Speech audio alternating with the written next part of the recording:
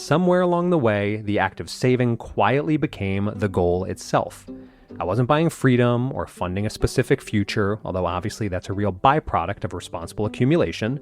No, I was hoarding what I like to call financial virtue points, like an anxious squirrel preparing for a retirement that might never come, or that it might not live to enjoy.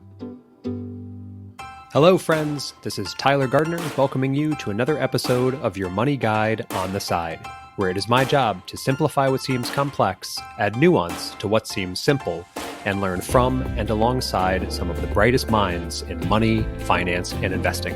So let's get started and get you one step closer to where you need to be. There's something oddly therapeutic about sitting down at the end of a year and deciding what not to do with your money next year. Like a financial New Year's resolution, but with far less kale and only slightly more self-awareness. Because every December, I start seeing those lists. I'm sure you do too. Heck, I start creating some of those lists on social media. The 5 things millionaires always do with their money. The 7 habits of highly successful crypto bros.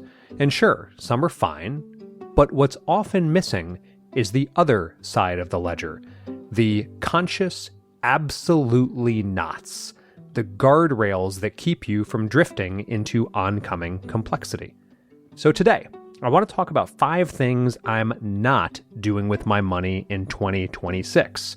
Some of them are practical, some are, as per usual, more philosophical, and all are rooted in the idea that real wealth isn't necessarily about doing more. It might just be about doing less, better. Well, at least that's how I've always justified laziness and frugality to myself. And this is the point where I also remind you that I am not you. My goals are not yours. And just because I don't do something with my money doesn't make it inherently bad, nor does it mean you shouldn't do it with yours.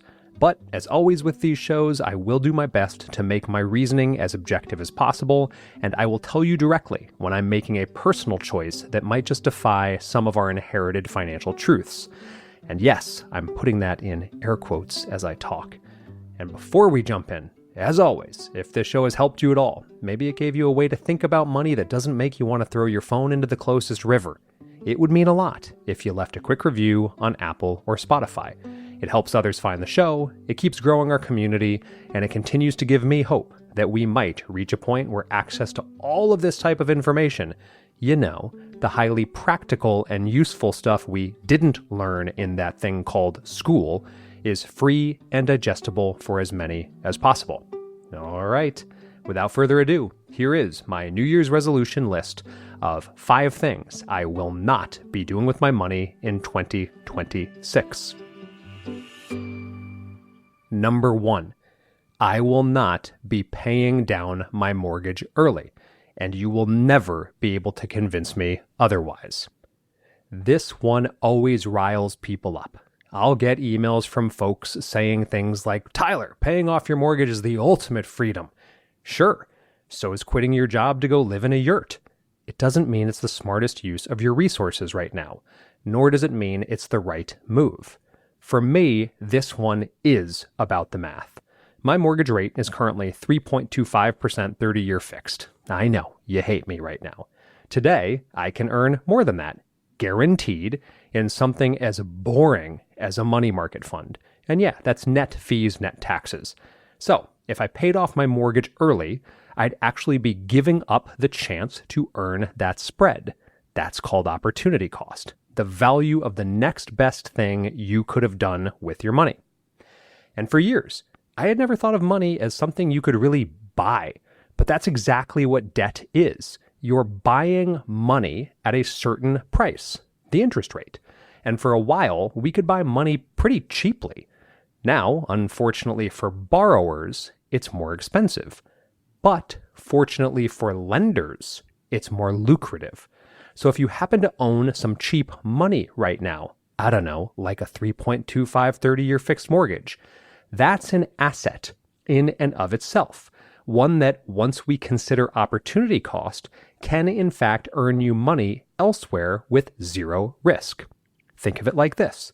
If you've got a loan that costs you 3.25%, but you can safely earn 4.5% elsewhere, Your money could be working harder than your debt would be costing you.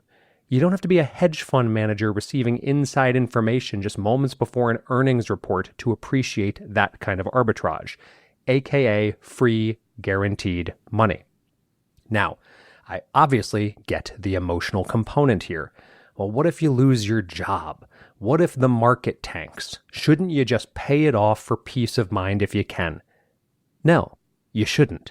I said I get it, not that I endorse it or that you should do it. Because many of you have written to me when I reflect on this topic and told me that you'd rather pay it off now and then be able to invest all the money you're saving down the road. You're missing the math here that whatever you could do down the road could be done now and give you a higher guaranteed return. If you had been steadily putting those same dollars into something earning a higher rate starting today, then technically you'd have even more money to pay down the mortgage later if you chose to do so. And even though I know and appreciate that personal finance is personal, so as always, you do what works for you, I would just ask you to press pause on your actions before you go around killing all your liabilities. This portion of the personal finance program is about understanding your spread. If you can borrow at 3% and earn 5%, you're winning. But if you can't sleep at night knowing you owe anything at all, well, that's not a math problem. That, as always, is a therapy problem. And for me, as I mentioned last episode, money always has kind of been therapy. So there's that.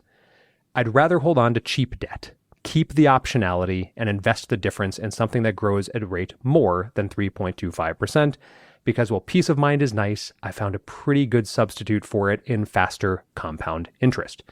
But just to make sure, I'm also always rounding out the equation. Morgan Housel, one of my absolute role models. Love the guy, love his work, and if you haven't read Psychology of Money, hit pause right now, go buy that book immediately, as he's way smarter than I'll ever be. And after he explains what I just explained above in all of its mathematical glory, he goes on to tell the reader, sorry to ruin one of his final punchlines, that he and his family decided to pay down their house early because for them, the peace of mind was worth more than the spread to which I refer. So good news. Next time you decide you want to battle with someone in the online comments about why they're a complete ding-dong for paying down cheap debt, you're right. But guess what? So were they. Here is one of the best parts about spending my time creating content for you. Hearing what's actually on your mind on a daily basis. The wins, the worries, all of it.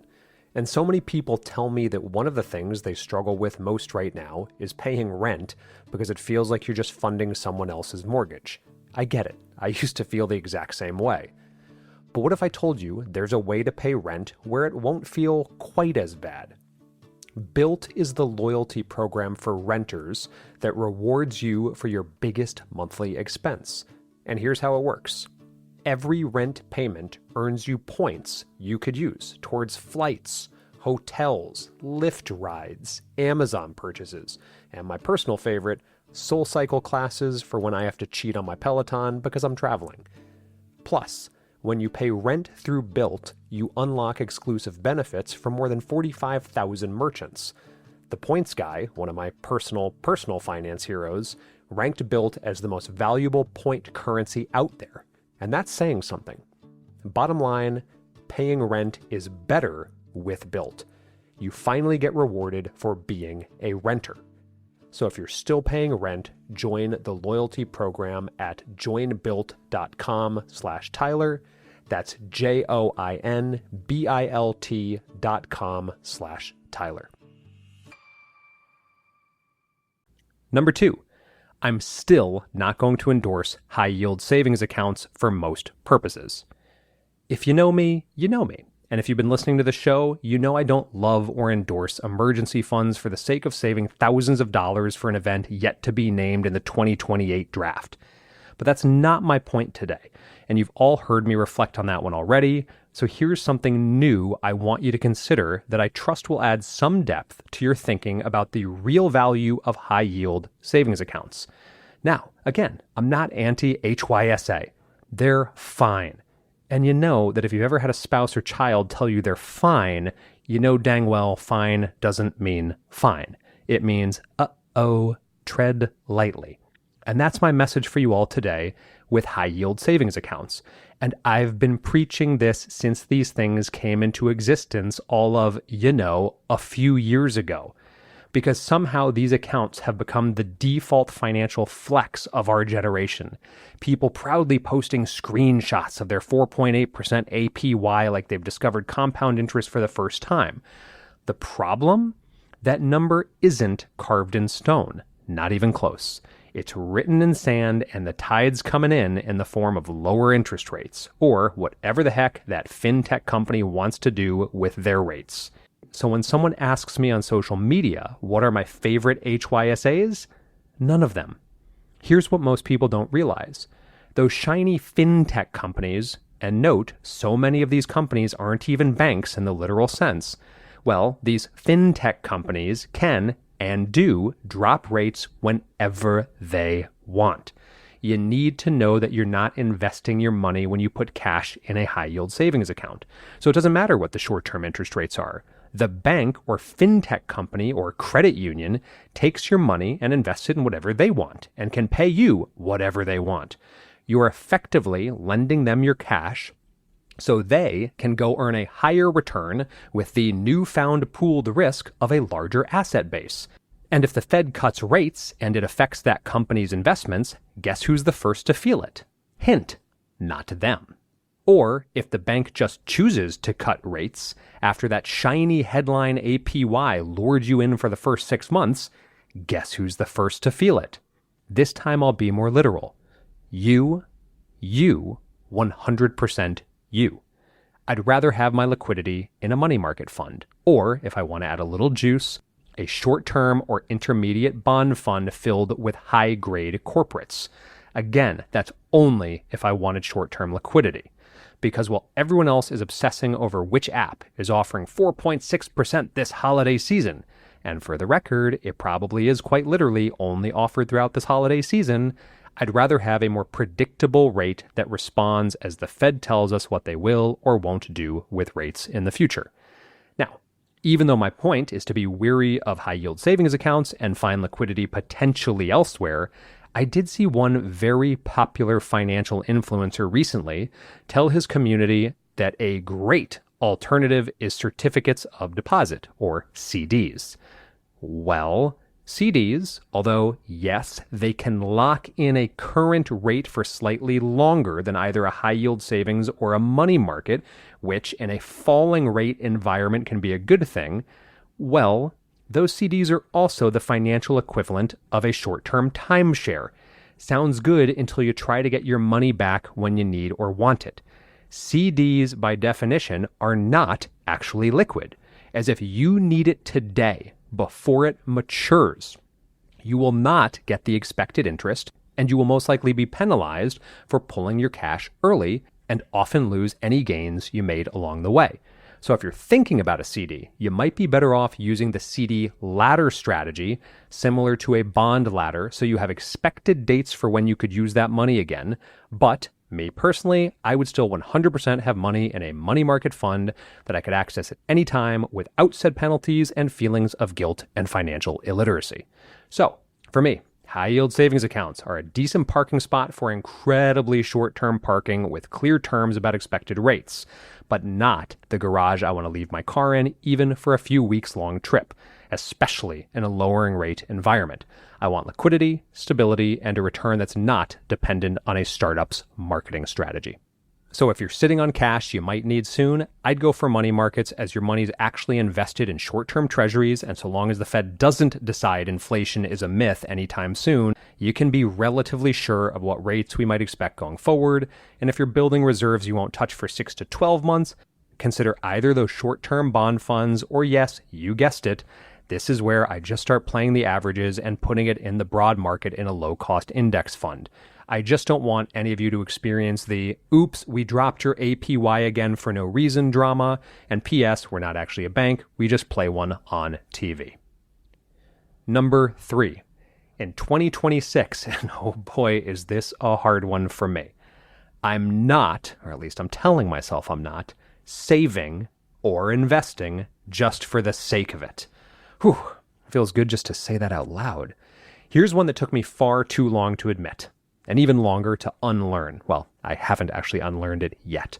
For years, I was saving because I thought that's what responsible people did, and investing because, well, that's what smart and financially savvy people did. And listen, both practices have served me incredibly well over time. I'm not here to bash the concept of building wealth. But at some point, I realized I'd replaced purpose with percentage points. Or, far more accurately, I'd conflated the two, as if hitting 25% savings rate was itself a life goal worthy of celebration. And when I started making content, talking about how much I was saving and investing simply for the sake of watching those numbers grow, and how I felt like I'd be a terrible spender, which, let's be honest, I was and continue to be, I was genuinely surprised by the response. Hundreds to thousands of you came out of the woodwork saying, "Oh my God, me too. We're all out here white-knuckling our way through prosperity, terrified to actually enjoy any of it." And I've had the spreadsheets, beautiful, color-coded spreadsheets, telling me exactly how much to save, how much to invest, how much to shelter from taxes. And not one cell in there has ever asked me, "But why do you want to get to that number?" Or, "What would you actually spend this on once you're there?" Somewhere along the way, the act of saving quietly became the goal itself. I wasn't buying freedom or funding a specific future, although obviously that's a real byproduct of responsible accumulation. No, I was hoarding what I like to call financial virtue points, like an anxious squirrel preparing for a retirement that might never come, or that it might not live to enjoy. Here's the thing. According to Vanguard's 2024 data, the average 401k balance for people age 65 plus is around $272,000. Sounds great, right? Except many of these folks spent their whole lives denying themselves experiences, and now they're dealing with health issues, mobility challenges, or they've simply lost the energy or desire to do the things they once dreamed about. They won the game, but forgot to enjoy playing it. Many of us have been there. That reflex to max out every deduction, every write-off, every tax-advantaged account. Why? Because it feels like progress. It feels like we're doing something right. But here's what I've learned along the way. Saving for the sake of saving is just motion disguised as meaning. And the same goes for investing. If you're not clear about what the money is actually for, even if in the distant future, you're just going to keep moving the goalposts. And you're going to feel guilty, like deeply irrationally guilty, every single time you choose to spend money on something you actually enjoy right now. So for me, 2026 is about breaking out of the loop. It's about putting my money where my mouth is, or at least putting it towards somewhere other than into yet another pre-tax or post-tax retirement fund where it sits, untouched, growing dutifully, while I eat sad desk lunches to hit my arbitrary savings target. I want 2026 to be about investing for outcomes I can actually name, buying back even more time, funding even more autonomy, buying 4 more bloodhounds, don't tell my wife, creating memories with people I love, do tell my wife, maybe even splurging on a slightly nicer pen for my morning reflections. And hey, don't knock it until you've tried some morning reflections yourself.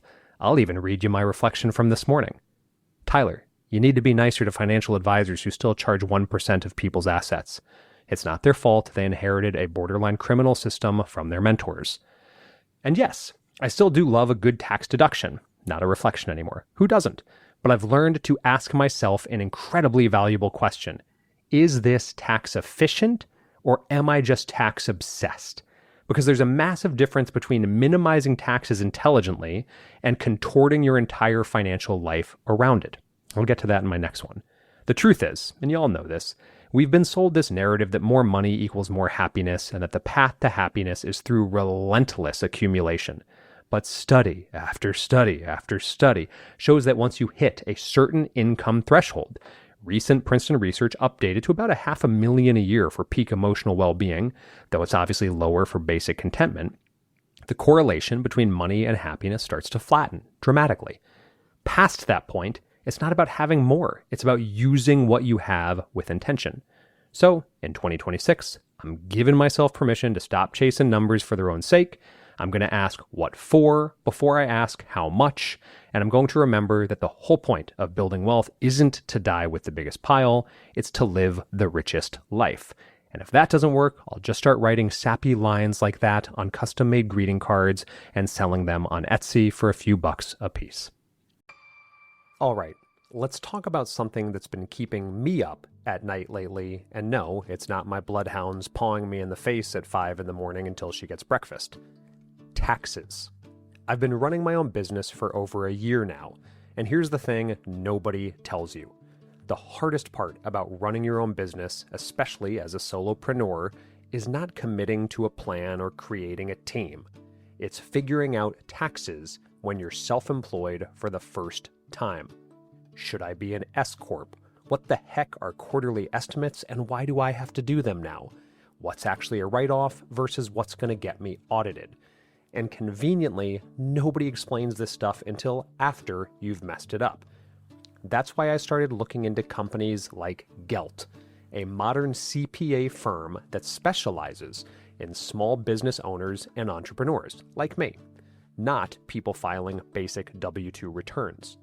Business owners running LLCs, S-Corps, people who need actual tax strategy. But what I like most about Gelt is that they're proactive. They can help restructure your business setup, maximize deductions like QBI and retirement contributions, and explain what you should be doing throughout the year so it's not a hot mess come March and you're scrambling just to get to the annual finish line that's going to start all over the very next day.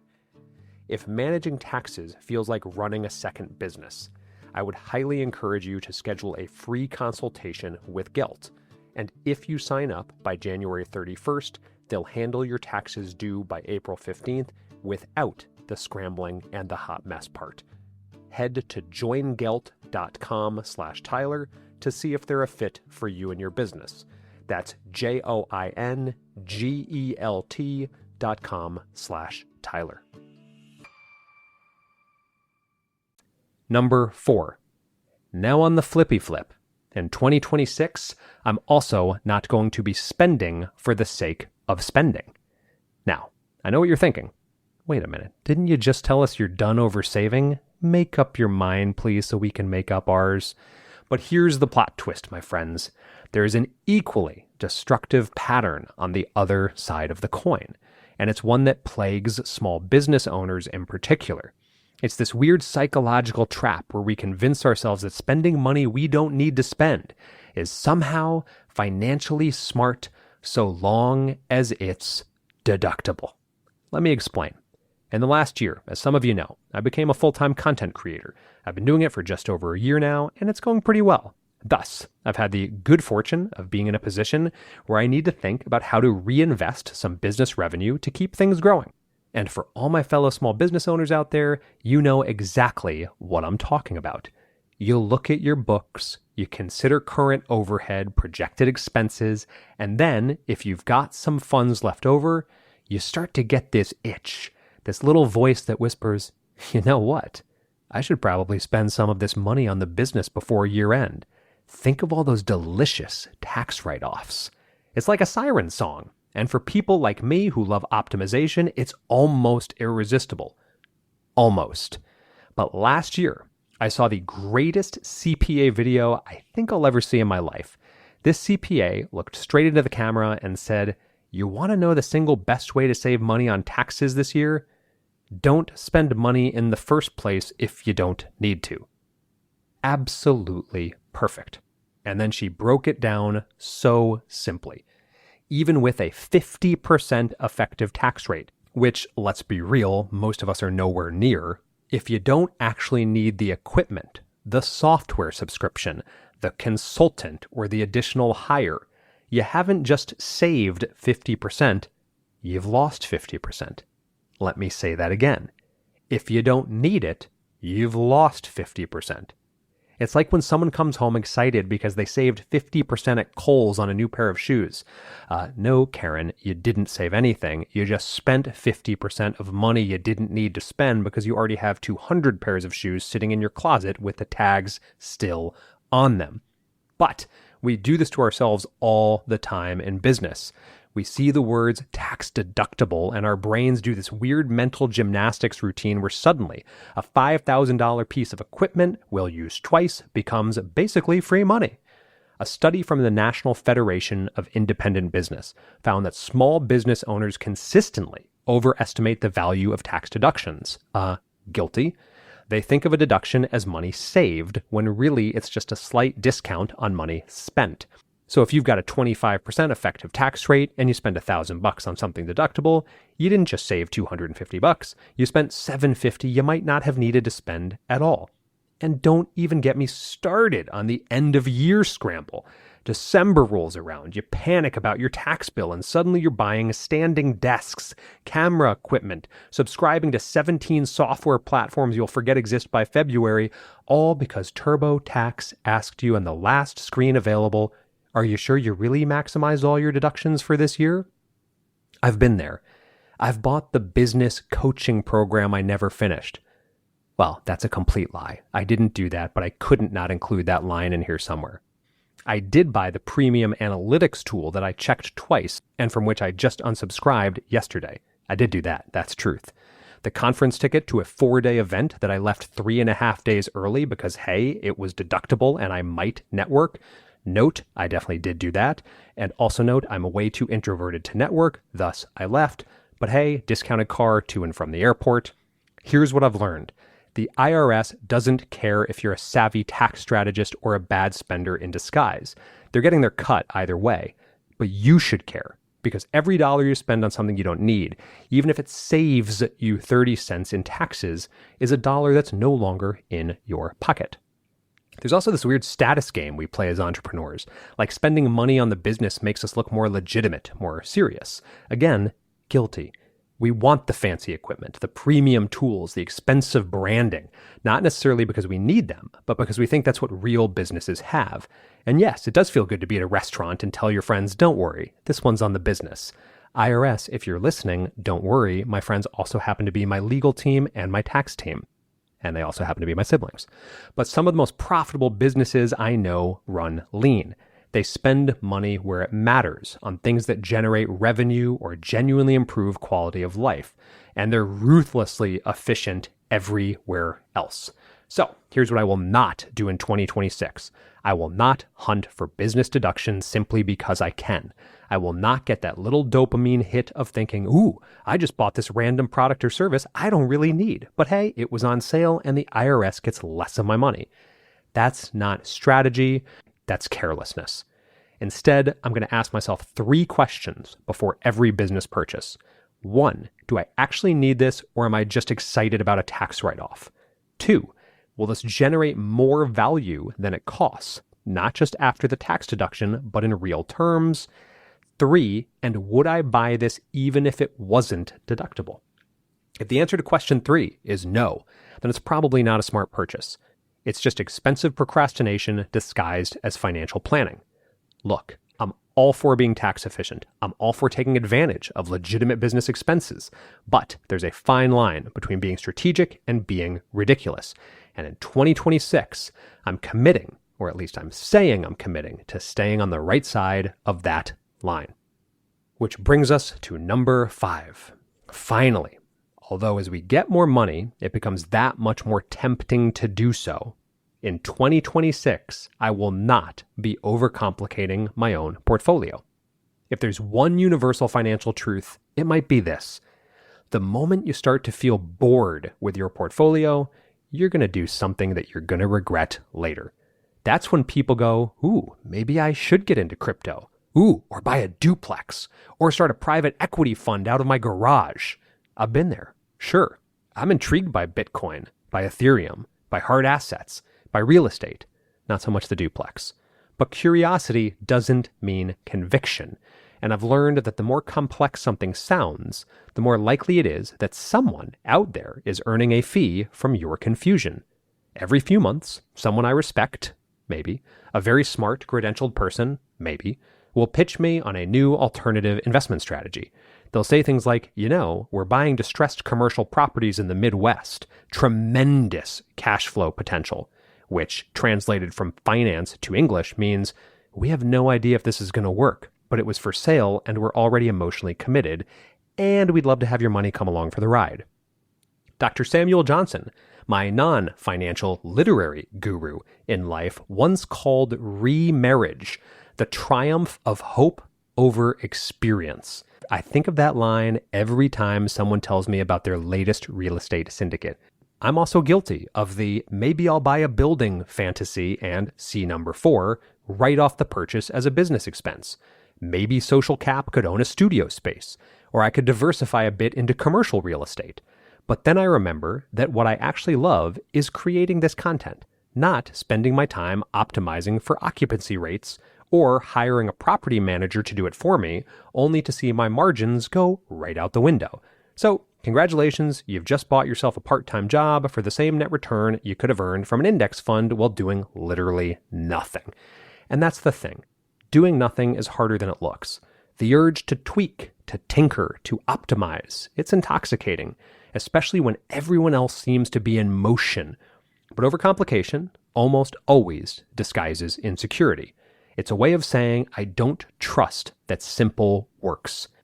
And let's return to what founder of Vanguard, John Jack Bogle, called the cost matters hypothesis, where every single time we make a trade, a move, a tinker here and there, we lose money and we fall victim to cost drag. So, in his wonderful simplicity, he hit upon the single most sophisticated hypothesis in all of finance to date. Cost matters way more than your expected returns on a fund. So if we leave well enough alone, we will live into those words fully and appreciate that cost matters. So in 2026, I'm going to keep it simple. I want a portfolio that I can explain to a teenager and that I'll understand at 80. No guessing games, no half-understood investments, no chasing what's shiny.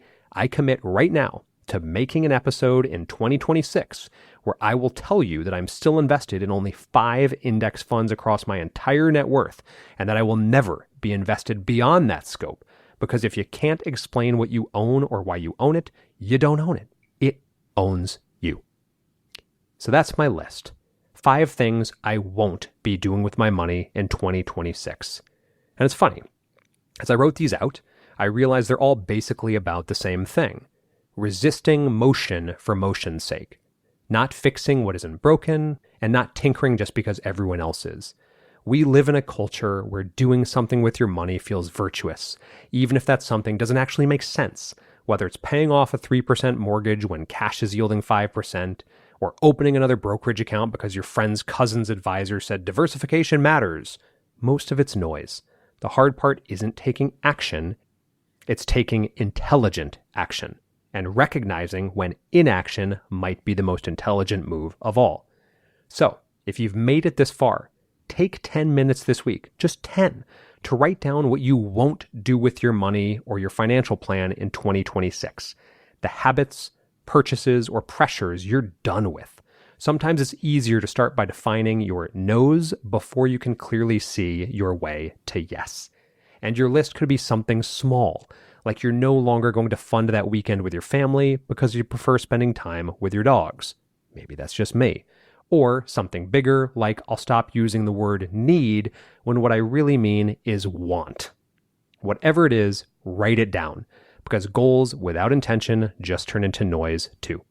And again, if this show's been helping you cut through the noise, helping you feel calmer, smarter, or just a bit more confident about not spending money on that new 6,000-pound vehicle for work just because you can write it off, the best way to help me keep making the show is to leave a quick review on Apple or Spotify or wherever you listen to it. It genuinely helps more than you think, and it keeps this whole experiment in free financial literacy alive and well. Here's to a phenomenal 2026 that's a little less about more and a little more about less. Thanks for tuning in to your Money Guide on the Side. If you enjoyed today's episode, be sure to visit my website at tylergardner.com for even more helpful resources and insights. And if you are interested in receiving some quick and actionable guidance each week, don't forget to sign up for my weekly newsletter, where each Sunday I share 3 actionable financial ideas to help you take control of your money and investments.